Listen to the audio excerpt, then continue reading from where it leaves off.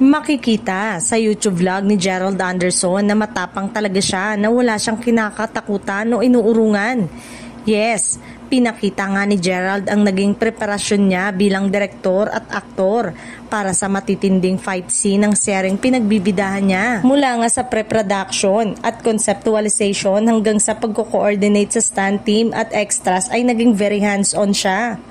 I'll be doing some crazy stunts sa scenes of the father. It's exciting kaya sana abangan nyo, sabi ni Gerald. Bumilib nga ang mga manonood dahil pinatunayan daw ni Gerald na wala siyang stunt double sa serye niya. Pinakita nga kung ilang beses siyang hinagi sa hagdan at tumalon mula sa 3rd floor ng isang building nang walang stunt double.